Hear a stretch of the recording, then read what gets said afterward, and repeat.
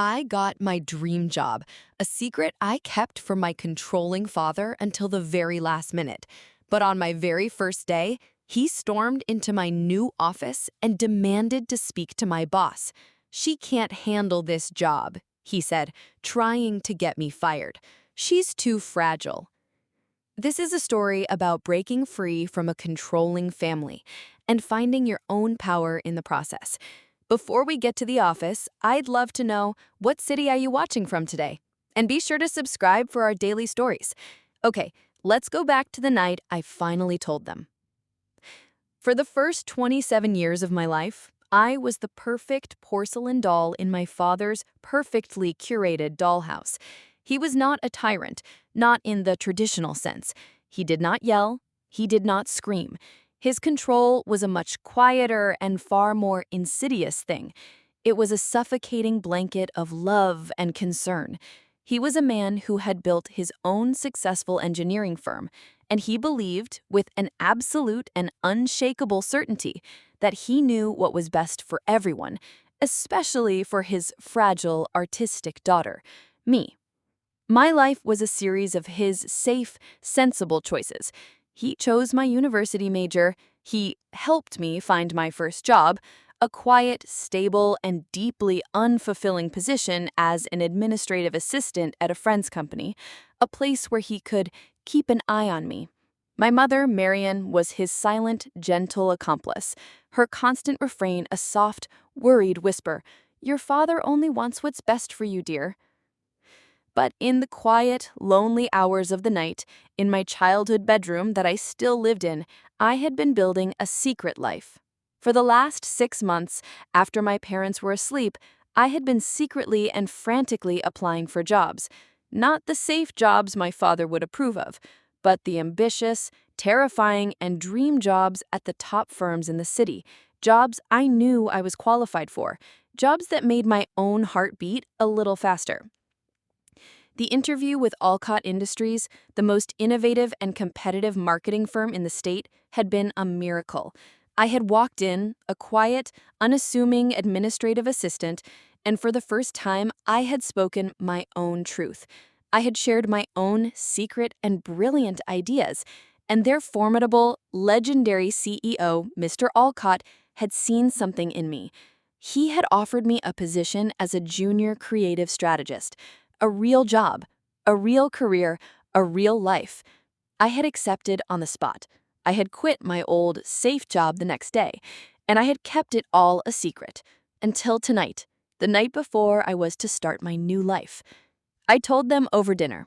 I waited for a pause in my father's usual monologue about his own business successes, and I took a deep breath. "I have some news," I said, my voice quiet but clear. "I quit my job at Henderson's, and I'm starting a new one tomorrow at Alcott Industries." The silence that followed was a cold, heavy, and deeply disapproving thing. My mother just stared at me, her hand flying to her mouth. But it was my father, Arthur, whose reaction I had been dreading. He slowly placed his fork and knife down, his face a mask of calm, controlled, and deeply disappointed fury. "You did what?" he asked, his voice a low, dangerous whisper. "Without consulting me? Without discussing it with your mother and me?" "I'm 27 years old, Dad. I don't need to consult you." He just shook his head, a look of profound, pitying sadness on his face, a look that was far more cutting than any anger. "Lila," he began, his voice the tone of a man explaining a complex equation to a small, foolish child. "You are not ready for a place like Alcott Industries. It is a shark tank. They will eat you alive. You are a good girl, but you are fragile. You are not a killer. You do not have what it takes." He stood up from the table, his own dinner unfinished. "You will fail," he said, his words not an opinion, but a final, absolute judgment. "And when you do, and you will, do not come running back here expecting me to pick up the pieces. You have made your bed. Now you must lie in it." I walked out of their house that night, his final, damning words, "You will fail," ringing in my ears. He thought he had delivered a killing blow to my confidence, a final patriarchal decree that would send me crawling back to him, begging for his forgiveness and his safe little job. He had no idea that his words, his profound and utter lack of faith in me, had not broken me. They had done the opposite. They had set me free. He had just given me the one thing I needed most in the world, a fire in my belly, a dragon to slay, and a desperate, burning, and glorious need to prove him wrong. I woke up the next morning before my alarm, the words of my father, a cold, final judgment still ringing in my ears. You will fail. For a moment, in the quiet, gray light of the dawn, I allowed myself to believe him. The fear was a physical thing, a cold, heavy knot in the pit of my stomach. He was right. I was a fraud. I was a quiet, unassuming administrative assistant who had somehow, through a fluke of luck, managed to fool one of the most powerful CEOs in the city into giving her a job she was not qualified for. I was going to walk into that office, and I was going to fail. But then, as I stood in front of my mirror, another feeling began to push through the fear, a slow, burning, and deeply unfamiliar anger. For 27 years, I had allowed my father's definition of me to be my reality. I was fragile. I was artistic. I was not a killer. I was a daughter to be protected, a life to be managed. His words were not a prophecy. They were a cage he had been building around me my entire life. And today was the day I was going to break out of it. I did not dress as the fragile daughter. I dressed for war. I put on a sharp, powerful, and impeccably tailored suit, a suit that I had bought with my own hard-earned money and had been saving for a day just like this. I was not just getting ready for a new job, I was getting ready to meet myself for the very first time. The offices of Alcott Industries were a world away from the quiet, sleepy firm my father had chosen for me. The lobby was a cathedral of glass and steel, buzzing with the electric, high-stakes energy of 100 brilliant, ambitious, and deeply competitive people. My father's words echoed in my head again. A shark tank. They will eat you alive. For a moment, my own confidence wavered. My new boss, the legendary Mr. Alcott, was exactly as formidable as I remembered from my interview. He was a man in his late 50s, with sharp, intelligent eyes that seemed to see right through you, to the very core of your ambitions and your fears. He did not coddle me. He did not waste time with pleasantries. He led me to my new desk in the heart of the bustling, open-plan creative department, and he laid out his expectations with a cool, clinical precision. "I don't hire people based on their resumes, Ms. Cole," he said, his voice a low, powerful baritone. "I hire them based on their potential. In your interview, I saw a spark of a brilliant and very hungry mind. Don't make me regret my decision." He then handed me a thick, intimidating-looking project folder.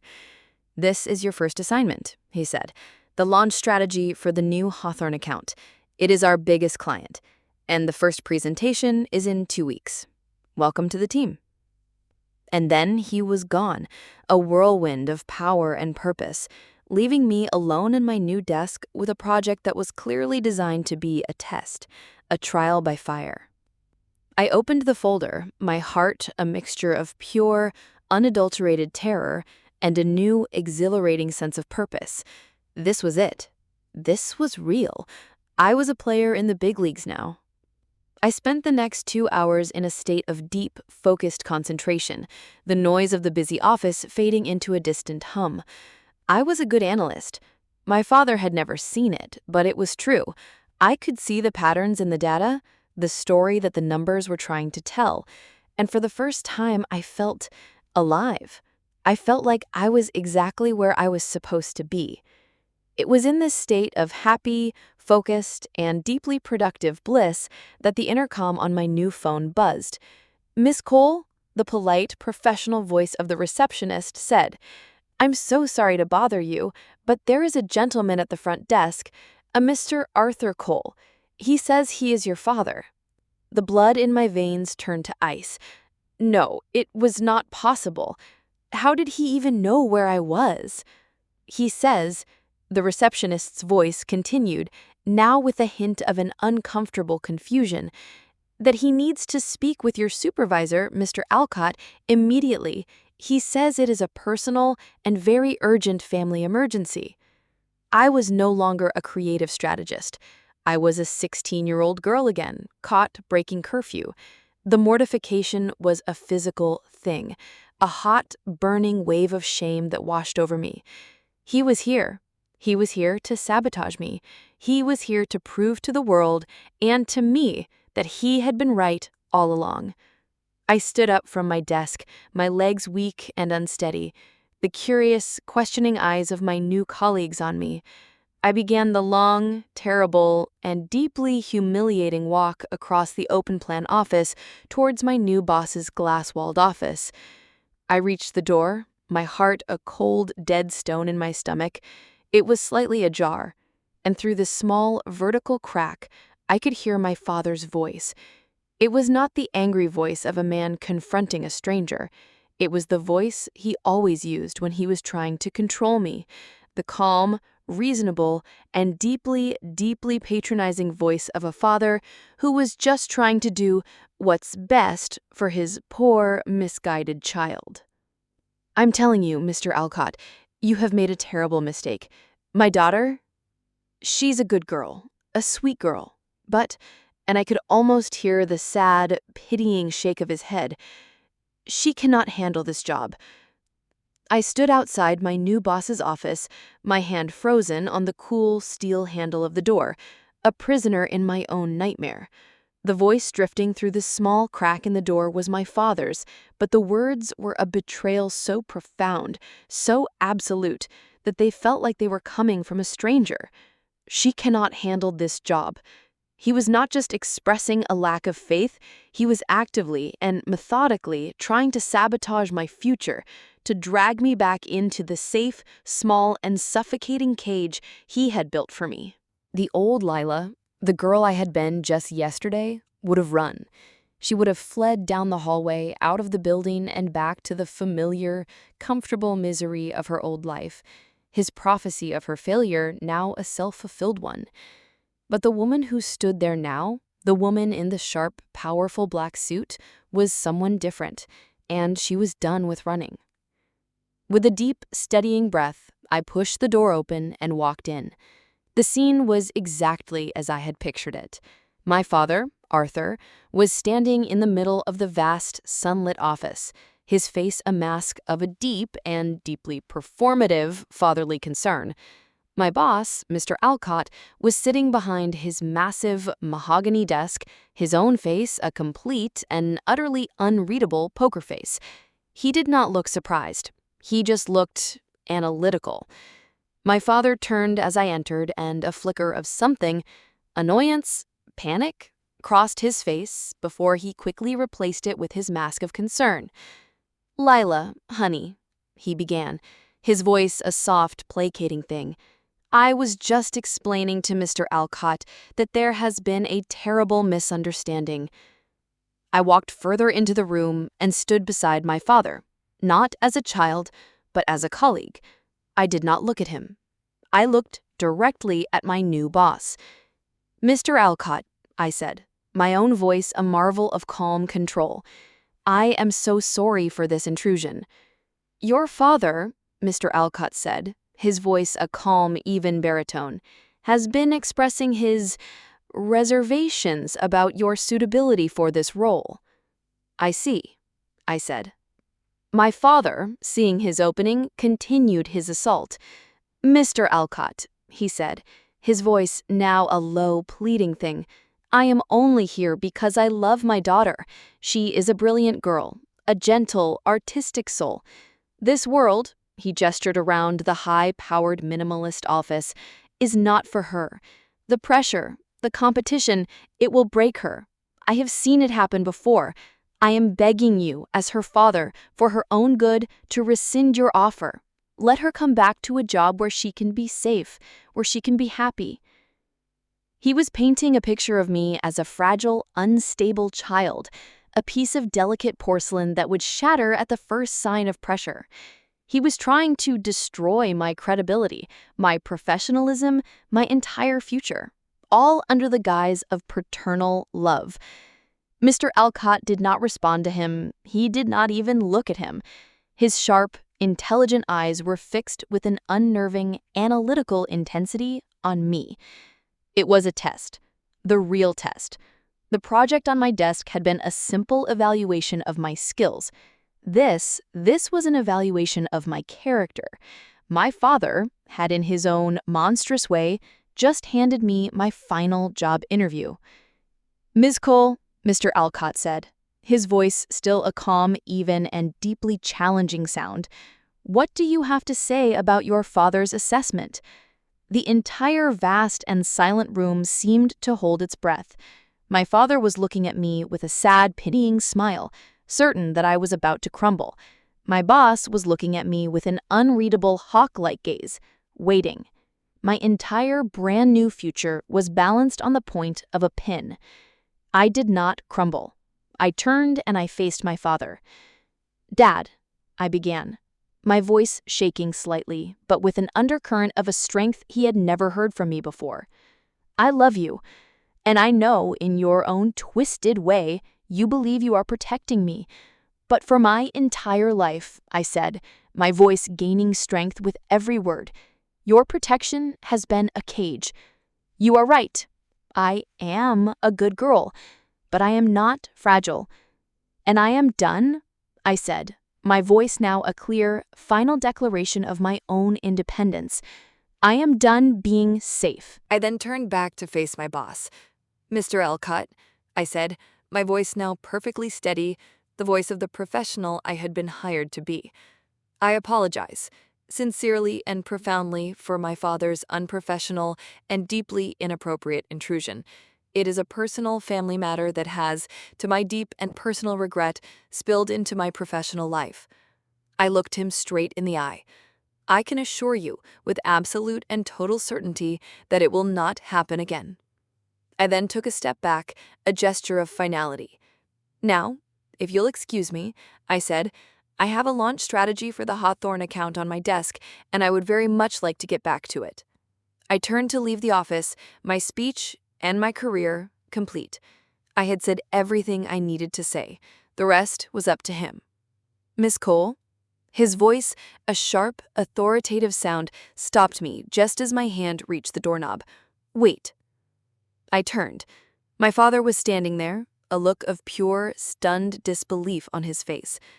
But my boss, Mr. Alcott, was looking at me, and for the very first time, a small, genuine, and deeply, deeply impressed smile was on his face. "Don't worry about the Hawthorne account for the rest of the day," he said. "I have a new first assignment for you. I want you to go down to the Human Resources Department and speak with them about renegotiating your starting salary." He paused, his smile widening as he looked at my stunned father. "I have a sudden and very strong feeling," he said, his eyes twinkling, "that we are underpaying you." My father, Arthur, who had walked into this office so full of a calm, righteous, and paternalistic certainty, now looked like a man who had been struck by lightning. He stared at Mr. Alcott, his mouth slightly agape, his mind clearly unable to process the new and catastrophic reality of the situation. The fragile, porcelain doll daughter he had tried to protect had just, in the space of 3 minutes, proven herself to be made of pure, unadulterated steel. "Now, Arthur, if you don't mind," Mr. Alcott said, his voice now a cool, dismissive instrument of business as he stood up from behind his desk. "My new junior strategist and I have a great deal of work to do. I believe you know the way out." He then walked over to me, placed a firm, respectful, and deeply paternal hand on my shoulder, a gesture that was a world away from my own father's suffocating control, and he guided me towards the door. "Let's go and get you that raise," he said with a small conspiratorial wink, "and then you can tell me your real ideas about the Hawthorne account." As we walked out of his office and back into the bustling open-plan workspace, I did not look back at my father. I did not need to. I could feel the weight of his stunned, defeated silence behind me. The other employees, who had clearly overheard the entire dramatic exchange, did not stare with pity. They looked at me with a new and deeply felt respect. I was no longer just the new girl. I was a survivor, a warrior. The meeting with human resources was a blur. My salary was increased by a staggering 30%. I was given a new title. I was given a new and profound sense of my own worth. When I finally returned to my desk, my head spinning with the impossible, wonderful, and terrifying events of the last hour, he was waiting for me. My father. He was standing by my desk, looking small and old and completely out of place in this world of bright, youthful, and ambitious energy. "We need to talk, Layla," he said, his voice a low, pleading whisper. I did not want to talk. I wanted to work. I wanted to dive into the Hawthorne account and prove to Mr. Alcott and to myself that his faith in me was not misplaced. But I looked at my father's face, at the deep and genuine pain in his eyes, and I knew that this one final conversation had to happen. We went to a small, anonymous coffee shop in the lobby of the building. We sat in a tense, uncomfortable silence, two strangers who had spent a lifetime in the same house. "I don't understand," he finally began, his voice a raw, broken thing. "I was just trying to protect you, Lila. This world, it is a cruel and unforgiving place. I didn't want to see you get hurt." I looked at him, at this man I had both loved and feared my entire life, and for the very first time, I saw him not as a tyrant, but as a deeply flawed and deeply frightened man. A man who was so terrified of the world's potential to hurt his daughter that he had chosen to hurt her himself, just to keep her in a cage he believed was safe. "You weren't protecting me, Dad. You were limiting me. You were so afraid of me failing that you never, ever gave me the chance to succeed." I leaned forward. "You didn't see me. You never have. You just saw your own fears, your own idea of who I was supposed to be. And that," I said, the final, simple, and heartbreaking truth settling between us, "is a pain that is so much deeper than any failure in the business world could ever be." He just sat there, the coffee in his cup growing cold, and for the very first time in my entire 27 years of life, he had absolutely nothing to say. He was finally, truly listening. The old dynamic, the one of the all-knowing father and the obedient, fragile daughter, was broken, forever. And in its place, a new, uncertain, and deeply fragile possibility was beginning to form. The possibility of two adults, two equals, finally getting to know each other for the very first time. The battle was over. The long and difficult work of rebuilding was just about to begin. I walked back into the bright, buzzing, and impossibly intimidating open-plan office of Alcott Industries, my heart a strange and unfamiliar mixture of exhaustion and exhilaration. The confrontation with my father, the one that I had been dreading and avoiding my entire adult life, was over, and I had survived. More than that, I had, for the very first time, won. I returned to my desk, the thick, intimidating folder for the Hawthorne account still sitting there, waiting for me. I felt the curious, speculative eyes of my new colleagues on me, but for the first time, I did not feel a sense of fear. I felt a quiet and deeply profound sense of belonging. This was my desk. This was my job. This was my life. As I was sitting down, my boss, Mr. Alcott, walked out of his glass-walled office. He walked past my desk, and for a moment, I thought he was going to ignore me, to pretend the entire mortifying episode with my father had never happened. But he stopped. He didn't ask about my father. He didn't ask if I was okay. He just looked down at the open folder on my desk. "Welcome back, Ms. Cole," he said, his voice a calm, even baritone. "I'm glad you decided to stay. Now, about that Hawthorne account. I'm expecting a preliminary strategy on my desk by Friday." Don't disappoint me. And then he was gone, a whirlwind of power and purpose. It was the greatest and most respectful gift he could have possibly given me. He was treating me not as a victim, but as a professional. The weeks that followed were a blur of hard, joyful, and deeply challenging work. I threw myself into the Hawthorne account with a passion and a focus I didn't know I possessed. I worked 12-hour days. I lived and breathed marketing data and brand strategy. And I was good at it. I was brilliant at it. The quiet, analytical mind that my father had always dismissed as a hobby was, it turned out, a formidable weapon in the corporate world. I presented my preliminary strategy to Mr. Alcott and the rest of the creative team, and I watched as their expressions of polite, professional interest slowly transformed into a look of genuine and deeply satisfying awe. The relationship with my family, in the meantime, was a quiet and awkward process of reconstruction. My mother, Marion, was the first to call. She was, as always, trying to smooth things over, to pretend that the ugliness had never happened. "Your father is just worried about you, dear," she had said, her voice a little too bright. "He just loves you so much." "No, Mom," I had replied, my own voice calm, but with a new, hard-won firmness. "That is not what love looks like, and we are not going to pretend that it is. Not anymore." My father, Arthur, called a few days later. The conversation was stilted and full of long, heavy silences. He did not apologize, not in so many words, but he did something he had never done before. He asked me about my day. He asked me about my work, and he listened. It was a small, fragile, and almost imperceptible beginning, but it was a beginning nonetheless. The true test came 2 weeks after my first day.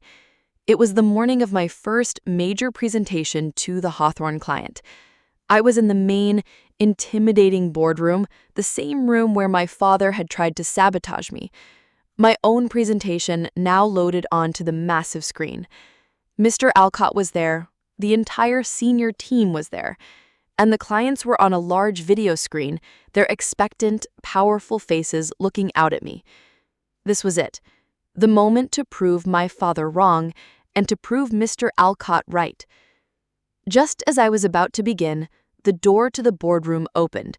The entire room turned to look. It was my father. He was standing in the doorway, looking small and old and deeply out of place. He was holding a small, simple, and slightly awkward-looking bouquet of flowers. My heart, which had been pounding with a nervous, professional energy, now seemed to stop altogether. He's here to do it again, I thought, a wave of cold, sick dread washing over me. He's here to finish the job. But his face was not a mask of angry, paternalistic concern. It was a face of a pure and deeply humbling pride. He looked at me, and then at my very surprised and very powerful boss. He said, "I am so sorry to interrupt. I will not take a moment of your time. Then he looked back at me, and his eyes, for the first time in my entire life, were full of a clear and unambiguous belief in me. He said, "I just wanted to wish my daughter good luck. I know she is going to be brilliant." He walked over, placed the small, simple, and deeply beautiful bouquet of flowers on the conference table in front of me, gave my shoulder a quick, awkward but deeply loving squeeze, and then he turned and walked out of the room without another word. I stared at the flowers, a simple, beautiful, and deeply, deeply meaningful bouquet. I looked at my boss, Mr. Alcott, who was now smiling, a real, genuine, and deeply understanding smile. And then I looked at the expectant faces of the clients on the screen. My father's trial, his long and painful test of my own worth, was finally over. Now it was time for mine to truly begin. I gave the presentation of my life. The ideas, which had once been the secret, fearful whispers of my own mind, now came out as a clear, confident, and brilliant strategy. I was not the fragile daughter my father had once described. I was a professional, a leader, a woman who knew her own worth. We won the account. It was a massive, company-altering victory, and it was mine. The months that followed were a quiet and deeply satisfying process of building my career and rebuilding my family. The relationship with my father was not magically healed overnight. It was a slow and sometimes awkward process. It was built on a new foundation of hesitant but honest conversations. He would call, not to give me advice, but to ask for my opinion. I would visit for Sunday dinner not as an obedient child, but as an equal, a fellow adult. We were two strangers, a father and a daughter, learning to see each other for the very first time without the distorting filter of his control and my fear. My mother, Marion, in her own quiet way, began to change as well. Seeing her daughter, the one she had dismissed as the artistic one, now a rising star at the city's most powerful firm, forced her to reevaluate the shallow, superficial metrics by which she had judged us both. The story ends on a cool autumn evening, a year after my first terrible and wonderful day at Alcott Industries. I am not in a boardroom. I am at a small, elegant art gallery. It is the opening night of my father's first ever photography exhibition. After retiring from the firm he had built, he had, with my encouragement, finally returned to his own long-abandoned first love. The gallery is filled with his beautiful, soulful black and white photographs of the city, and he is not the angry, controlling man I had known. He is a man at peace, his face full of a quiet, creative joy. I stand with him, my arm linked through his, as he talks to the guests. My mother is at his other side, her face full of a genuine and deeply felt pride in her husband, not for his business, but for his art. My boss, Mr. Alcott, is here, not as my boss, but as a friend, a mentor. I look at my father, at this new and wonderful man he has become. I had spent my entire life believing that his love was a cage, but I had been wrong. His control had not been about me, it had been about his own fear, his fear of the world, his fear of failure. And by breaking free, by proving to him that I was not fragile, that I could not just survive, but thrive, I had, in a strange and beautiful and deeply unexpected way, set him free too. His success, this beautiful second chapter of his own life, was the greatest and most unexpected gift of all. My journey had not just been about finding my own voice, it had been about helping him find his again. And in that quiet, art-filled room, surrounded by the people I loved, I knew that our family, our strange, broken, and now healing family, had finally and truly found its way home. An absolutely beautiful and powerful story about breaking free from family expectations and in the process, healing the entire family. What a wonderful journey for Lila and her father. What do you think of the father's final act of support at the big presentation? Let us know in the comments below. If you were moved by this incredible story of a new beginning, please show your support by hitting that like button and be sure to subscribe for more powerful and emotional stories. Don't forget to click the notification bell so you never miss an upload. Thanks for watching, and we'll see you in the next one.